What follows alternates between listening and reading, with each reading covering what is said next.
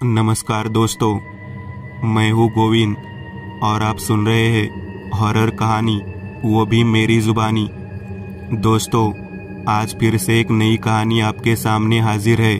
वैसे तो आपने बहुत सी हॉरर कहानियाँ सुनी होगी, लेकिन मुझे पूरी उम्मीद है कि आज की यह हमारी कहानी सुनकर आपको सच में डर का एहसास होने वाला है। बस मेरी आपसे इतनी गुजारिश है कि आप अगर इस कहानी को पूरा सुनेंगे तो सच में बहुत ज़्यादा मज़ा आने वाला है। साथ ही अगर आप पहली बार हमारे इस चैनल पर आए हैं तो चैनल को अभी सब्सक्राइब कर लीजिए। ऐसा करने से हमारी और आपकी नज़दीकियाँ बढ़ जाएगी और आगे आने वाली वीडियो आप तक आसानी से पहुंच जाएगी।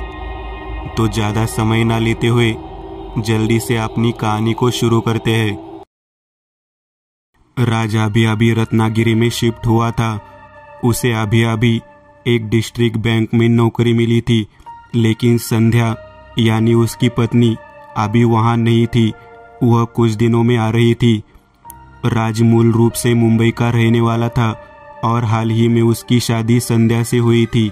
इस नई नौकरी के अलावा ब्रांच मैनेजर की सैलरी भी तगड़ी होती है, लेकिन उसे हर दिन घर से 15 किमी दूर सैतोड़े गांव आना पड़ता था, जिसके लिए वो मुंबई से अपनी बाइक लेकर आया था।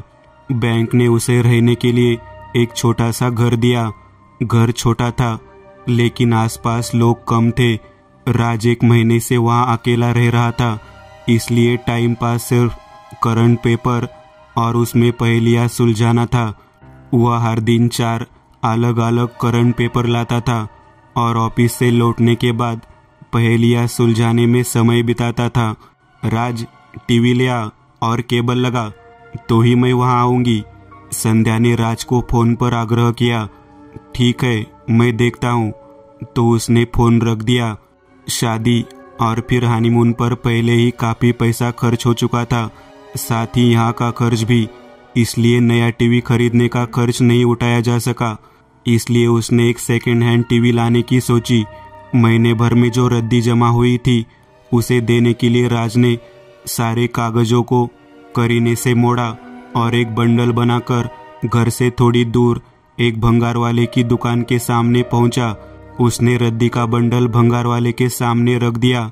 आदमी ने रद्दी तोलना शुरू किया। तभी उसकी नज़र दुकान के अंदर कबाड़ के ढेर पर पड़ी, जिसमें प्लास्टिक की बोतलों से लेकर पुराने बर्तन तक सब कुछ था और ढेर के बगल में एक टीवी रखा हुआ था। यह सामान्य लग रहा था, लेकिन नया टीवी वैसा ही दिखता था और सबसे महत्वपूर्ण बात यह थी कि टीवी के लिए आवश्यक सभी तार टीवी से जुड़े हुए थे। क्या वो टीवी बंद होगा? राज ने उस आदमी से पूछा। पता नहीं साहब, किसने देखा है? सड़क पर घूमने वाले भंगार वाले सामान लाते हैं, हम उन्हें तोलते हैं। आदमी ने रद्दी तोलते हुए कहा। चाहो तो ले लो और पैसे मत दो, वैसे भी यहाँ रखने की जगह नहीं है। राज ने एक पल सोचा और बोला, ठीक है, मैं ले लूँगा। रद्दी के पैसे मत देना, बदले में मैं टीवी ले लूँगा। यह वाक्य सुनते ही वह आदमी तैयार हो गया। उसने टीवी को राज की कार की सीट पर रस्सी से बांध दिया। राज टीवी लेकर घर आ गया। जब वह घर आया तो वह घर में टीवी लाया और तार आदि जोड़कर उसे चालू कर दिया और उसे आश्चर्य हुआ कि टीवी ठीक से काम कर रहा था। इतना अच्छा टीवी मुफ्त में पाकर राज बहुत खुश हुआ। उसने केबल वाले को फ़ोन किया और केबल जोड़ने के बारे में पूछा और कुछ ही घंटों में केबल वाले ने केबल जोड़ दिया। अब राज का रविवार अच्छा कटने वाला था। हेलो संध्या डार्लिंग, तेरी फरमाइश पूरी हो गई है। टीवी आ गया है और केबल भी कनेक्ट हो गया है। अब आ जल्दी। हाँ, आज ही निकलती हूँ, कल पहुँच जाऊँगी। कहते हुए संध्या ने फ़ोन रख दिया। राज रात को टीवी कार्यक्रम देखते देखते सो गया। सुबह के 3 बजे होंगे। राज गहरी नींद में सो रहा था। टीवी अपने आप चालू हो गया। टीवी का वॉल्यूम अधिकतम स्तर पर था और राज चौंक कर उठा। टीवी पर खबरें चल रही थी, लेकिन खबर देने वाली महिला के हाव भाव बहुत अजीब थे। वो जो खबर दे रही थी वो तो सामान्य थी, लेकिन उसका चेहरा बेहद गुस्से में दिख रहा था। राज ने टीवी बंद कर दिया और टीवी का मेन स्विच भी बंद कर दिया। कुछ देर हुई होगी। राज को लगा कि कोई उसके सिर के पास बैठा है और उसने अपनी आंखें खोली और डर के मारे उसका गला सूख गया। वह टीवी पर समाचार देने वाली महिला थी। वह राज को उसी गुस्से भरी नजरों से देख रही थी और राज चौंक कर उठ गया। ओह, सपना था। उसने घड़ी की तरफ देखा। 7 बज रहे थे। वह जल्दी से नहाकर तैयार हो गया। 8:30 बजे संध्या की एसटी स्टैंड पर आ रही थी। वह उसे लाने के लिए स्टैंड पर गया। उसने दरवाजा बंद कर दिया और बाइक को किक मारकर स्टैंड पर चला गया। घर के अंदर टीवी अपने आप चालू हो गया। टीवी पर वही न्यूज चैनल चल रहा था, लेकिन न्यूज लेडी की कुर्सी खाली थी। ऐसा इसलिए हुआ होगा क्योंकि वह राज के बिस्तर पर बैठी टीवी देख रही थी। संध्या स्टैंड पर आ गई थी। दूर से राज को आता देखकर मुस्कुरा दी। हेलो मैडम, मुझे देर तो नहीं हुई? राज ने पूछा। नहीं, मैं अभी आई। चलो कहीं नाश्ता करते हैं, बहुत भूख लगी है। ठीक है चलो। तो वे दोनों पास के होटल में गए और नाश्ता किया और अब वे घर पहुंचे। राज ने संध्या को घर दिखाया और उसे बाय कहकर वह ऑफिस के लिए निकल गई। संध्या रात के सफर से बहुत थक गई थी। वह अब नहाकर आराम करने जा रही थी। उसने नहा तो लिया, लेकिन उसे तुरंत नींद नहीं आ रही थी। उसने टीवी चालू किया और वही समाचार चैनल चालू हो गया। वही महिला समाचार दे रही थी, लेकिन इस बार उसके भाव सामान्य थे। लेकिन तभी एक अजीब बात हुई। जब महिला खबर दे रही थी, एक महिला जो बिल्कुल उसके जैसी ही दिख रही थी, उसके पीछे धीरे धीरे चल रही थी। उसके हाथ में एक चाकू दिखाई दे रहा था और उसने खबर देने वाली बिल्कुल उसकी जैसी दिखने वाली महिला की गर्दन पर जोरदार प्रहार किया। एक पल में खबर देने वाली महिला का सिर धड़ से अलग हो गया। वही शरीर कुर्सी पर धड़क रहा था। तभी हमलावर महिला ने धड़कते धड़ को कुर्सी से एक तरफ धकेल दिया और वह उसी कुर्सी पर बैठ गई और आगे की खबर सुनाने लगी। यह सब कुछ ही सेकंड में हुआ, लेकिन यह बहुत डरावना था और संध्या यह सब देखकर हैरान रह गई। उसने एक पल में टीवी बंद कर दिया। वह डरी हुई थी, लेकिन बैठकर सोच रही थी कि ऐसा कैसे हो सकता है। सोचते सोचते उसे नींद आ गई। कुछ घंटों तक वो ऐसे ही सोती रही। तभी किसी आवाज से उसकी नींद खुल गई। उसने आंखें खोली और बिस्तर पर बैठ गई। सामने का दृश्य चौंका देने वाला था। टीवी के पास एक महिला खड़ी थी, लेकिन वह महिला का केवल धड़ ही था, क्योंकि उसका सिर उसके हाथों में था। वह सिर उस महिला का था जो खबर दे रही थी। संध्या चिल्लाकर उठी। कितना भयानक सपना था। उसने घड़ी देखी। 7 बज रहे थे। राज के आने का समय हो गया था। वह जल्दी से उठी और चाय रख दी। वह उस सपने से बहुत डर गई थी। उस दिन दोपहर को उसने टीवी पर जो दृश्य देखा, क्या वह सचमुच कोई समाचार चैनल था या कुछ और? क्योंकि वह इतना भयानक कैसे हो सकता है? तभी राज आया। वह उसके लिए चाय लेकर आई और राज को बताया कि क्या हुआ। अरे तूने पूरी रात यात्रा की और पूरी रात जागती रही, इसलिए थक गई हो, इसलिए सब हो रहा होगा। राज उसे समझाता है। खैर, बिना ज़्यादा सोचे उसने खाना बनाना शुरू कर दिया और राज ने टीवी चला दिया। उसने बदलाव के लिए एक सीरियल लगा दिया। सीरियल कुछ डरावनी कहानियों पर आधारित होना चाहिए। उसमें एक महिला थी जो बिल्कुल न्यूज़ लेडी की तरह दिखती थी। तभी राज को कल रात का बुरा सपना याद आया और उसने चैनल बदलकर दूसरा चैनल लगा लिया। अब वहाँ एक कॉमेडी सीरियल था। सीरियल अच्छा था कि अभी 2 मिनट ही हुए होंगे कि उस सीरियल में एक महिला किरदार की एंट्री हुई और राज थोड़ा चौंक गया,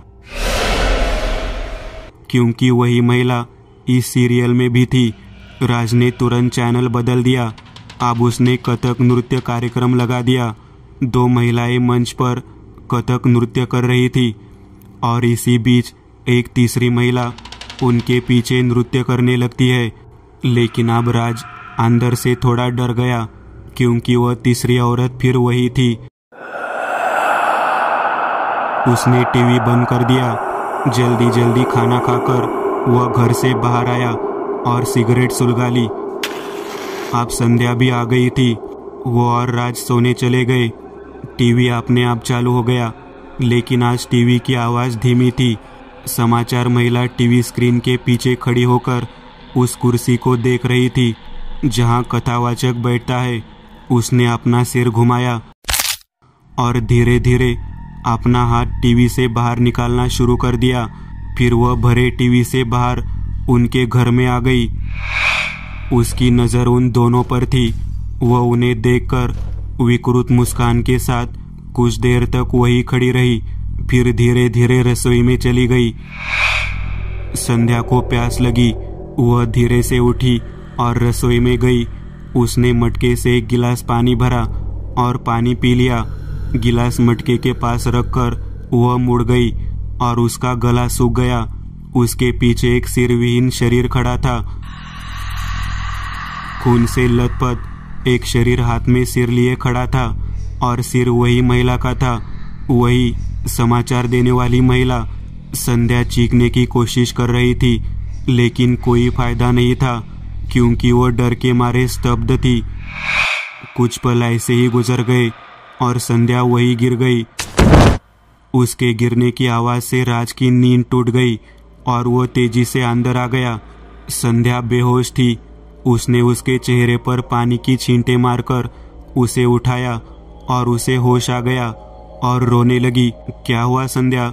राज पूछने लगा। और संध्या क्या कहने वाली थी, वह रसोई की ओर इशारा करके बस रो रही थी। अरे वहाँ कोई नहीं है। लेकिन संध्या वही कर रही थी। आखिरकार राज ने उसे किसी तरह शांत किया और सुला दिया। अगले दिन संध्या को बुखार आया। डॉक्टर आए और दवा दी। उसका बुखार तो उतर गया, लेकिन वह नींद से चीखते हुए उठ रही थी। राज ने 2 दिन की छुट्टी ली, लेकिन चूंकि वह एक मैनेजर था और उसकी नई नौकरी थी, इसलिए वह अब छुट्टी नहीं ले सकता था। संध्या अब ठीक थी, लेकिन उस रात जो हुआ उससे वह सदमे में थी। लेकिन आखिरकार आज राज को ऑफिस जाना था। वह तैयार होकर चला गया। संध्या ने नाश्ते के बाद दवा ली और सो गई। लगभग 2-3 घंटे बीत गए और उसे रसोई से बर्तन गिरने की आवाज़ सुनाई दी। वह चौंक कर उठी और रसोई में आई तो देखा कि उसके सामने जो दृश्य था वह बहुत ही घृणित और अजीब था। उसकी रसोई के फर्श पर चूहों का ढेर लगा हुआ था। चूहे रसोई की फर्श पर चहचहाट करते हुए घूम रहे थे। यह दृश्य देखकर वह चिल्लाती हुई कमरे से बाहर आ गई। उसने घर का दरवाजा खोला और बाहर आई। बाहर आकर राज को फोन किया, लेकिन वह फोन नहीं उठा रहा था। तभी तेज बारिश होने लगी। अब उसे अंदर आना पड़ा। वह धीरे धीरे वापस घर के अंदर आ गई। जैसे ही वह लिविंग रूम में बिस्तर पर लेटी, टीवी अपने आप चालू हो गया। उसने मेन स्विच देखा तो वह बंद था। उसे एहसास हुआ कि इन घटनाओं का कारण टीवी है, लेकिन तब तक बहुत देर हो चुकी थी क्योंकि टीवी पर अब किसी का नियंत्रण नहीं था। जैसे ही टीवी ऑन हुआ, वैसे ही न्यूज चैनल ऑन हो गया और जो दृश्य हो रहा था वह भयावह था। कथावाचक की कुर्सी पर एक महिला का बिना सिर का धड़ बैठा था। यह वही महिला होगी। संध्या रिमोट से टीवी बंद करने लगी, लेकिन टीवी बंद नहीं हो रही थी। उल्टा टीवी की आवाज धीरे धीरे बढ़ती जा रही थी। अचानक लाइट चली गई। टीवी एक पल के लिए बंद हो गया, लेकिन फिर चालू हो गया। अब उस महिला का सिर और धड़ दोनों जगह पर थे, लेकिन उसका चेहरा ठीक से दिखाई नहीं दे रहा था क्योंकि वह उसके घने बालों से ढका हुआ था। वह धीरे धीरे टीवी स्क्रीन की ओर चलने लगी और धीरे धीरे टीवी से बाहर आ गई। उसे देखकर संध्या के दांत भींच गए। महिला ने अब धीरे धीरे अपने चेहरे के बाल हटाए और अपना भयानक चेहरा संध्या को दिखाया। संध्या बेहोश हो गई।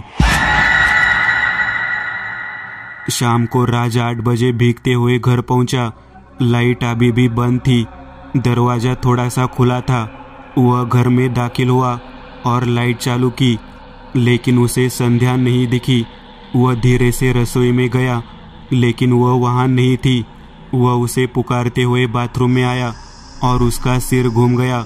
सामने संध्या बाथरूम की दीवार के सहारे पैर फैलाए अजीब सी हालत में बैठी थी।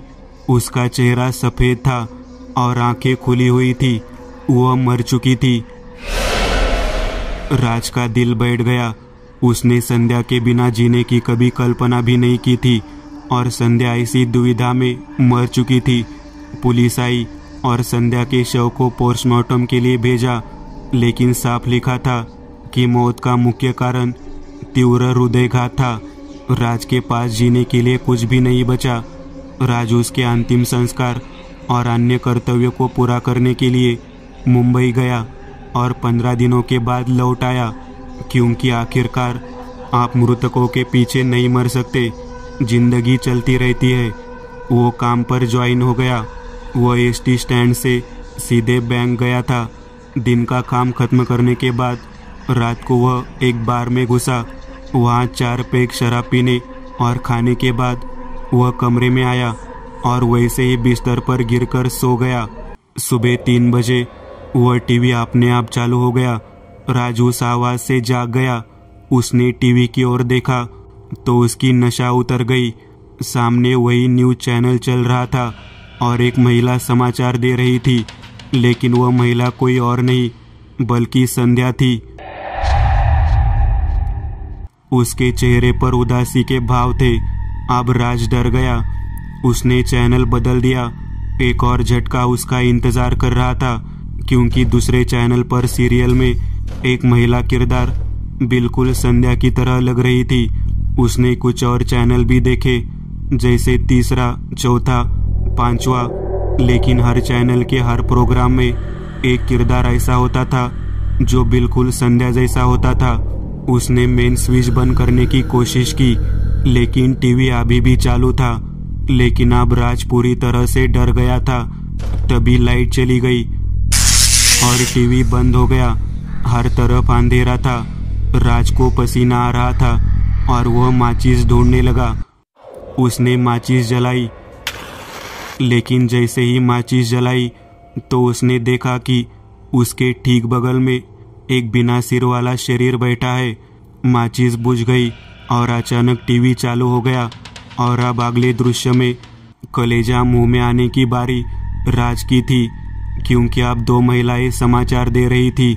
एक थी संध्या और दूसरी औरत तो बस एक शरीर है।